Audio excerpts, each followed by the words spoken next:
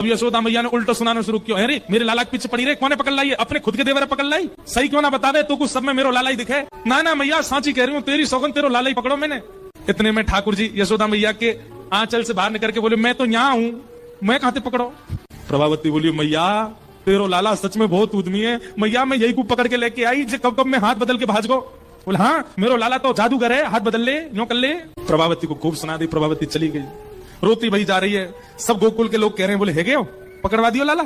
इतने में ठाकुर जी बोले, मैया अब मेरो भय खत्म है गयो, अब मैं खेलवे जाऊं ग्वालन के संग? बोले हाँ लाला जा। ठाकुर जी दौड़ करके गए और एक गली के बाहर एक हाथ मधुमंगल के कंधा पे, दूसरा सीधा मां कंधा, ऐसे खड़े ठाकुर जी। सामने तो प्रभावती आ रही है। ठाकुर जी, भाभी जी राम राम। प्रभावती तिरछी नजर से देख रही है, शर्म नहीं आ रही तुम्हें?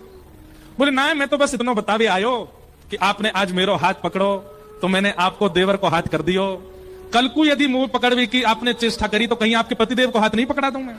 नंद जी को ला लाऊं मैंने, एक बच के रही हूं मोते। सब गोकुल में महाराज ऐसा उधम करें, लेकिन प्रभावती इतनी उदास है गई। जैसे घर पहुंची ठाकुर जी के मन में आई कि मैंने वाक को बड़ो उपहास कराई दियो, वाक को खूब उपहास कराई दियो, चलो अब याते ने प्रेम कर आऊं।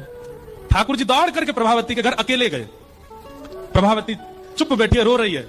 ठाकुर जी ने इतने में वाके पास गए, अरे प्रभावती ने अपना मुख देखा। ठाकुर जी बोले, प्रभावती बोले दूर रहे मोते, मेरे पास मत आइयो। ठाकुर जी बोले, एक बार देख तो सही मेरी ओर।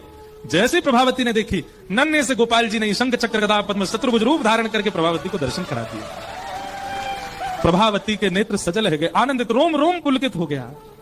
ठाकुर जी के चरणन में दंडवत प्रणाम किया। बोले नाथ ये आप ही पूरी लीला कर रहे हो ब्रजमंडल में? ठाकुर जी बोले हाँ, ये ब्रजवासी के प्रेम को स्वीकार करवे के काज में आयो, मैं तो बहुत प्रभावित हो, ये हमारे तेरे संग ऐसी लीला करी।